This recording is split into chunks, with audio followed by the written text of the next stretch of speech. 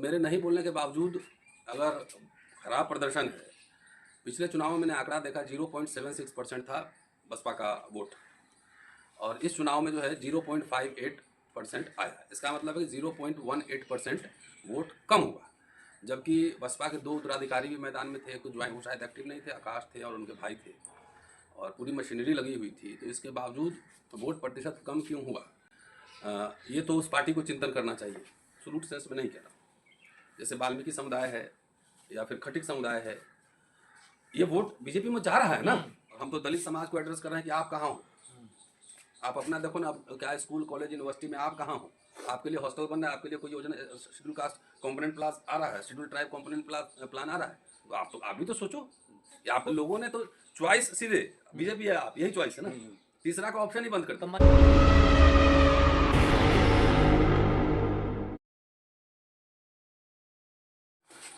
Sir, Delhi के चुनाव परिणाम जो है वो आ गए हैं और आपके ऊपर बड़ा आरोप लगता रहता है कि आपने बहुजन समाज पार्टी को देश भर में नुकसान कर पहुंचा दिया है, और यहाँ पर भी 55,000 वोट पर जो है वो बसपा सिमट गई और 53,000 पर नोटा। तो आपकी क्या भूमिका है और इस पूरे चुनाव परिणाम के बारे में क्या कहना चाहेंगे आप? देखिए, मैं तो पॉलिटिकल आदमी हूँ नहीं, पॉलिटिकल पार्टी या कोई मेंबर हूँ नहीं, पॉलिटिकल जरूर हूँ। और मैं अपने किताब में बिजी था। आपने देखा होगा कि अभी मेरी किताब आई है, तो मेरे लिए तो पढ़ना पढ़ाना और किताब आर्टिकल लिखना ये प्राथमिकता रहती है। तो आपने देखा होगा कि दिल्ली चुनाव में मैंने कोई वीडियो नहीं बनाया, कहीं गया भी नहीं, कोई बातचीत भी नहीं की। तो मेरे नहीं बोलने के बावजूद अगर खराब प्रदर्शन है, पिछले चुनाव में मैंने आंकड़ा देखा 0.76% था बसपा का वोट, और इस चुनाव में जो है 0.58% आया। इसका मतलब है कि 0.18% वोट कम हुआ, जबकि बसपा के दो उत्तराधिकारी भी मैदान में थे। कुछ ज्वाइन वो शायद एक्टिव नहीं थे, आकाश थे और उनके भाई थे, और पूरी मशीनरी लगी हुई थी। तो इसके बावजूद वोट प्रतिशत कम क्यों हुआ, ये तो उस पार्टी को चिंतन करना चाहिए। दूसरी बात, जो सबसे महत्वपूर्ण बात है कि पब्लिक डोमेन में मेरी ये समझ है, कोई भी किताब, कोई भी व्यक्ति, कोई भी संगठन, कोई भी पार्टी, कोई भी सरकार, कोई भी हो, अगर पब्लिक डोमेन में है तो उसकी समीक्षा होती है ना, समीक्षा होती है। जैसे बाबा साहब पब्लिक डोमेन में तो उनकी भी समीक्षा है, उन्होंने समीक्षा की, पूरे धर्मों के इतिहास की समीक्षा की, उन्होंने धर्मशास्त्र की समीक्षा की, और इस तरह सारे पार्टियों का, कांशी राम जी ने कांग्रेस की समीक्षा की, नेताओं की समीक्षा की। तो अगर हम समीक्षा कर रहे हैं इतिहास के छात्र होने के नाते, तो हम पार्टी को, किसी पार्टी को खत्म थोड़ी कर रहे हैं। ये तो सब पार्टी में आत्ममंथन हो रहा है, आम आदमी पार्टी में भी होगा, कांग्रेस में भी होगा। और आप बसपा के खिलाफ ही बोलते हैं ना हमेशा। बसपा पे मैंने क्या हमला किया? कुछ हमला नहीं किया मैंने। कटाक्ष करते हैं आप। नहीं, बसपा पे सबसे बड़ा हमला, और पहला सबसे बड़ा हमला बहन जी ने खुद ही किया। अब कैसे पूछिएगा तो मैं बता देता हूँ। कैसे किया, बताइए भाई, हर पार्टी, हर व्यक्ति का एक होता है यूएसपी होता है ना, एक ब्रांड होता है। जैसे कार्ल मार्क्स का लेंगे तो वर्ग संघर्ष, गांधी का लेंगे तो हिंद स्वराज, बाबा साहब का लेंगे क्या, अस्पृश्य और एनिहिलेशन ऑफ कास्ट, बुद्ध का लेंगे बुद्ध चरित्र। सबका एक ब्रांड होता है ना, कबीर का भी एक ब्रांड है, फुले का भी एक ब्रांड है, सबका ब्रांड है। तो उसी ब्रांड पे बात होती है ना।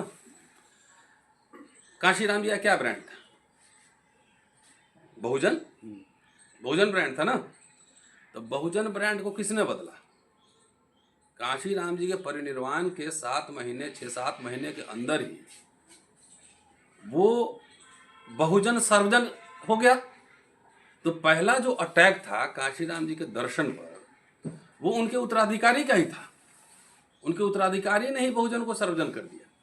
अब हालत ये हो गई है, आंकड़े जो आ रहे हैं कि अब बहुजन से सर्वजन हुआ, अब तो जो है हरिजन भी नहीं रहा। आप बताओ, दलित वोट कहाँ है? दलितों की पार्टी थी ना, बहुजन की पार्टी, तो बहुजन वोट दिखना चाहिए, अब सर्वजन दिखना चाहिए।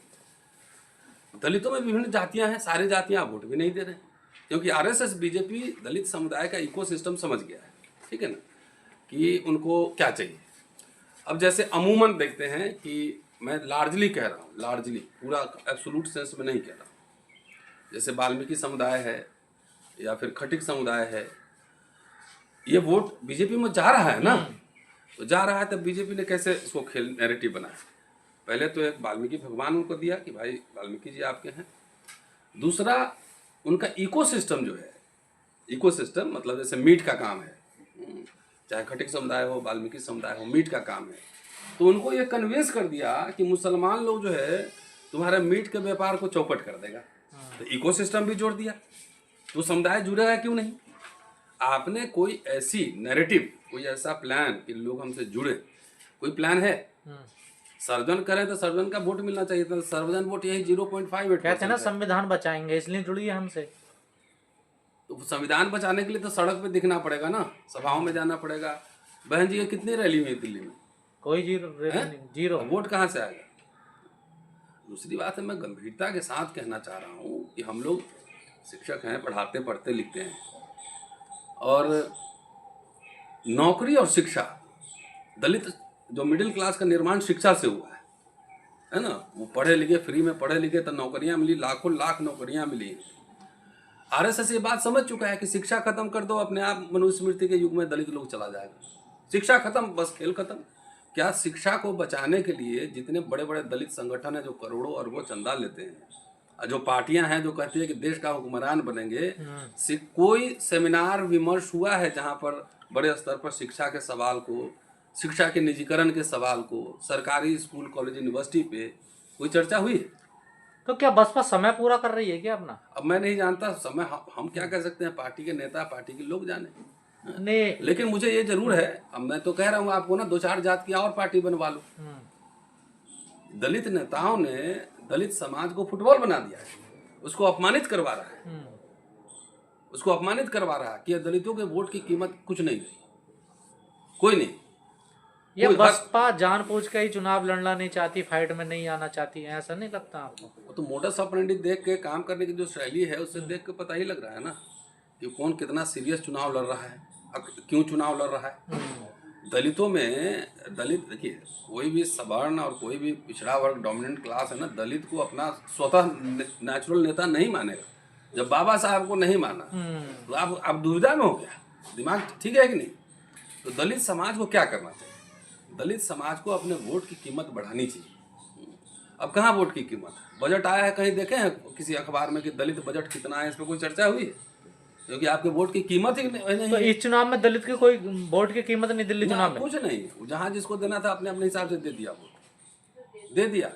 आप भीड़ लगाते रहे, मतलब किसी पर कोई टैग नहीं है किस पार्टी को? हाँ, वो अपने अपने हिसाब से लोगों ने वोट दे दिया, क्योंकि कोई उसके सामने कोई एजेंडा नहीं है। मतलब ये नहीं था चलो बीजेपी ही सही है भाई, कुछ कम्युनिटी के इकोनॉमिक इंटरेस्ट को तो प्रोटेक्ट कर रहा है ना, चाहे मीट का व्यवसाय हो, चाहे और कुछ भी हो, बाकी भले सब कुछ खत्म कर दे, लेकिन मैसेज तो ये जा रहा है ना। तो जिसको जहां मर्जी, कोई लीडर ही नहीं है। लीडर देखिए, खाली चुनाव के समय आप नेता पैदा करते हैं, चुनाव के समय मेंढक की तरह कूद के निकल आए। बाबा साहब यही पढ़े हैं, बाबा साहब यही कहते हैं। बाबा साहब कहते हैं कि राजनीति बहुत गंभीर विषय है और इसके लिए लगातार पढ़ना, लगातार 5 साल काम करना। ये बाबा साहब पढ़े ना, कोई नेता पढ़ता है क्या? खाली पॉलिटिक्स में ही पढ़े ना। अगर पॉलिटिक्स करना है तो बाबा साहब के जो पॉलिटिकल आइडियाज हैं उसके बारे में तो पढ़े ना, वो क्या कह रहे हैं। लेकिन सर इस चुनाव में तो कह रहे थे कि संविधान बचाएंगे, आरक्षण बचाएंगे, क्या वो मुद्दा भी कामयाब नहीं हुआ? नहीं हुआ तो उससे सामने है ना, वो सामने है। आप वो कांग्रेस पार्टी लड़ रही थी 4% 4.10% था, 2% वोट बढ़ा, उसी में खुश है भाई। वो भी कहाँ, 5 साल से कोई इलेक्शन मोड में कांग्रेस पार्टी भी नहीं थी। खाली बीजेपी को छोड़ दीजिए, देखिए जो रियलिटी है वो बात करनी चाहिए। बीजेपी को छोड़ दीजिए एज ए ओपोजिशन, वो कुछ ना कुछ अरविंद केजरीवाल के खिलाफ करता रहा, ईडी वीडी भी करता रहा, कुछ सब चलता रहा, तो लोगों के पास विजिबल था ना। बाकी पार्टियां कोई 5 साल कोई प्रोग्राम था सर? बसपा का तो समझ में आता, लेकिन कांग्रेस का समझ में नहीं आता। इतना बड़ा उनके पास संसाधन है, वो चुनाव में कहाँ संसाधन है? कहीं ऑर्गेनाइजेशन एक्टिव है? नहीं है ना। जब तक रीस्ट्रक्चर नहीं करेंगे लीडर्स को। अब 10 दिन पहले तो लगा कि कांग्रेस चुनाव लड़ रही, तैयारी होनी चाहिए थी ना, तो कहाँ कोई तैयारी नजर आई? तो क्या दलित संविधान बताना नहीं चाहते अपना? वो कांग्रेस को मौका दे सकते थे। पता नहीं दलित समाज क्या समझ। दलित समाज को तो पहले दलित नेताओं ने ही दिग्भ्रमित कर दिया है। दलित समाज में जो हम लोग बोल रहे हैं बहुत गालियां पड़ती है ना, गालियां पड़ती है। बड़ा मुद्दा था सर ये तो। नहीं गालियां पड़ती है ना। जब खाली आप नैरेटिव देंगे कि बचाना है तो क्या बचाना है ये भी तो बताना पड़ेगा ना। तो कांग्रेस तो बता रही थी ना सर। ये बताना पड़ेगा ना कि क्या बचाना है, वो स्पष्ट नहीं है। कांग्रेस स्पष्ट नहीं है अरे अभी। मैं कह रहा हूँ कि संविधान में जैसे बीजेपी ने बहुत कुछ बदल दिया, बहुत सारा कुछ बेच दिया पब्लिक सेक्टर, तो उसको वापस लाना है ना। यही ना संविधान, शिक्षा बर्बाद कर दिया तो शिक्षा को रिस्टोर करना है, यही ना संविधान बचाना है। मैं ये कह रहा हूँ अब कांग्रेस के नेता लोग, बसपा के नेता लोग जाने, मैं तो समाज को एड्रेस कर रहा हूँ। एक मिनट, समाज को एड्रेस कर रहा हूँ कि ये राजनीतिक खाली हम सीएम पीएम बन जाएंगे, हम एमएलए एमपी बन जाएंगे, और इसमें समाज नाच रहा है। और समाज नाचते नाचते समझ गया कि सब किसी काम का नहीं, जिसको जहाँ मर्जी है वोट दे रहा है ना। कोई उनके सामने कोई शिक्षा का एजेंडा नहीं छोड़ा, कोई इस पर विमर्श नहीं हुआ, कोई रोजगार का एजेंडा नहीं है, कुछ नहीं। तो क्या करेगा समाज? तो इस चुनाव में केजरीवाल को क्यों छोड़ दिया दलितों ने? छोड़ दिया, इसमें तो चिंतन करने की बात है। वो तो सिंबोलिज्म, बाबा साहब और भगत सिंह का फोटो लगाए हुए थे। लेकिन स्कॉलरशिप का ही सवाल है। 10 साल में 5 लड़के स्कॉलरशिप मिले कि हम भीम स्कॉलरशिप योजना शुरू कर रहे हैं, जय भीम चला रहे हैं। राजेंद्र पाल गौतम को आपने हटा दिया, इस्तीफा ले लिया 22 प्रतिज्ञा के ऊपर। तो सारे इफेक्ट्स थे ना। कांग्रेस रेस में दिख नहीं रही थी, दलित समाज जहाँ वोट करने लगे, वैसे भी हम ये नहीं कह सकते पूरा दलित समाज बीजेपी को वोट दिया। भाई वोट प्रतिशत में बीजेपी में आम आदमी पार्टी में बहुत अंतर नहीं, 2% का अंतर है। क्या सर यूपी की तरह दिल्ली में पहुंच गई है हिंदुत्व की लहर, जो वोट सारा मिल गया बीजेपी को, दलितों का भी पिछड़ों दिल्ली का? में अंडर करंट रहा ही है ना भाई। अरविंद केजरीवाल भी तो नोट पे जो ना लक्ष्मी गणेश करवा रहे थे, हनुमान मंदिर जा रहे थे, तो ये भी तो हिंदुत्व का एक पार्टी है ना, उसी राजनीति का एक तो हिस्सा सारे है। मुद्दे फेल हो गए मतलब। हाँ, दूसरे आप अपोजिशन में कौन है पहले ये समझिए। एमपी को उठा के यहाँ चुनाव लड़वा रहे हैं विधानसभा। विधानसभा क्या है? मेट्रोपॉलिटन है ना। दिल्ली का विधानसभा स्टेट भी नहीं है ना। विधुड़ी लड़ रहे थे चुनाव, परवेश वर्मा लड़ रहे थे, ऑल मेंबर ऑफ पार्लियामेंट, सारे मिनिस्टर, सारे संसाधन, सारी मीडिया उनके साथ थी। संसाधन भी है ना, पैसे। दूसरे स्टेट के सीएम भी आ रहे थे, कई आके यहाँ कैंप कर रहे थे। जितनी गंभीरता से चुनाव लड़ रही थी बीजेपी, सीखना चाहिए ना लोगों को। सर टोटल आम आदमी पार्टी के वोट परसेंटेज में 12% का लगभग गिरावट है। हाँ, वो गिरावट कहाँ शिफ्ट हुआ? वो बीजेपी की तरफ शिफ्ट हुआ ना। 53% था, 12 नहीं 8% के आसपास हुआ। तो वो देखिए एवरेज, तो वही 2-3% शिफ्ट हुआ है। 2-3% में रिजल्ट देख लीजिए। सर आम आदमी पार्टी के बड़े नेता हारे हैं, खुद केजरीवाल, अवध ओझा, सिसोदिया वगैरह, ये तो बड़ी मजबूत जो स्तंभ थे पार्टी के। भाई सामने जो लोग लड़ रहे थे, सोचिए ना, वो एमपी आके विधानसभा का चुनाव लड़ रहा है और इतनी संसाधन तैयारी के साथ 10 साल का एंटी इनकम्बेंसी फैक्टर था। 10 साल में आपकी समीक्षा बीजेपी कर रहा था और बीजेपी ने ईडी और तमाम के हवाले ये साबित कर दिया कि आप करप्ट आदमी हैं। ये भी नैरेटिव चला ना। तो करप्शन मेन मुद्दा नहीं, वो भी नैरेटिव चला कि नहीं चला? वो तो साबित कर दिया ना। आपको जेल में रखा गया, फलना किया, तो साबित घर घर जाके पहुंचा दिया। आरएसएस बीजेपी जैसे काम करती है, जाके देखिए। आप सभा करते रहते हो, घर घर जाके दरवाजा खटखटाती है। उसके कार्यकर्ता हैं, ऑफिस है, ऑर्गेनाइजेशन है, सब कुछ है। तो उससे आप इतने बड़े, यहाँ आपके अंडरस्टैंडिंग ही नहीं बन रही डिफरेंट पार्टीज में। सर दिल्ली में 12 सीटें रिजर्व सीट है, वहाँ पे ही बीजेपी की अच्छी जीत हुई है। हाँ, तो नहीं 8 सीट तो आप भी जीता है ना, 8 जीता है ना। तो इसका मतलब है कि भाई दलित वोट तो आम आदमी पार्टी के साथ भी है ना। ऐसा तो नहीं कि आम आदमी पार्टी का 53% से घट के 32% हो गया। तो लोगों ने वोट दिया ही ना। पर 62 से अगर 22 वही पे आ गए। अगर वही अलायंस बन जाता है इनका, तो 12 सीट तकरीबन कांग्रेस ने वोट लिया है ठीक ठाक 12 सीट पे, 12-14 पे। तो अलायंस बन जाता तो माहौल कुछ और होता।